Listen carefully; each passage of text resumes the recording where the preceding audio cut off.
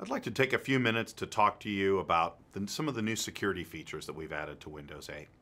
Now, Windows 7 is one of the most secure operating systems on the market today, but security is never a place that we want to stop innovating in.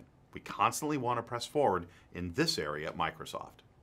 Let's talk about a scenario to see how Windows 8 can keep us safe. You've been surfing the internet and downloaded a new game that everyone's talking about on your favorite social media site. What you don't know is when you install the game on the next reboot, it modifies the boot process such that malware-based versions of an OS loader starts before Windows. This malware OS loader then loads Windows so you never realize it's on your system and that your system is compromised. Because this malware was running before the OS was loaded, your antivirus and even Windows knows absolutely nothing about it. Windows 8 addresses this with a UEFI, which is a modernized replacement for traditional BIOS. UEFI will check the signature on the OS loader when it starts the machine and compares it to a list of approved signatures that are stored in a protected space within the UEFI chip. Because the malware loader is not signed with an approved signature, the UEFI chip will not allow that malware to load. Because I have UEFI and its secure boot feature on this machine, you can see instead of an infected machine, I get an error screen warning me of the problem and asking me to get assistance to clean it.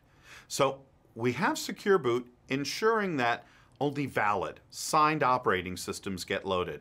But what about the critical files for Windows like drivers and system files?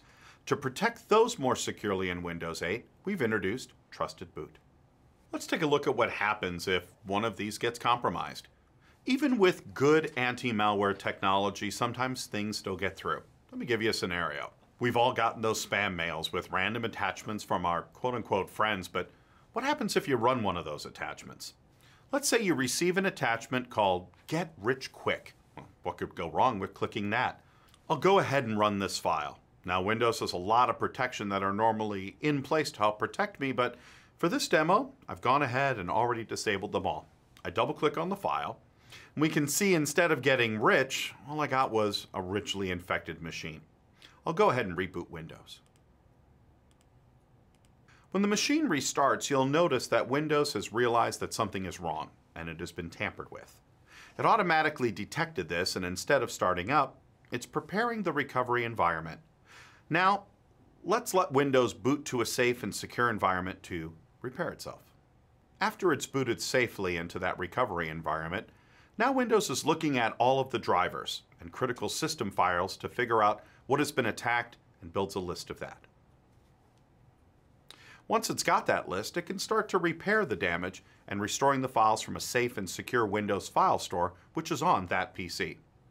With the machine repaired, Windows restarts one last time and starts like normal.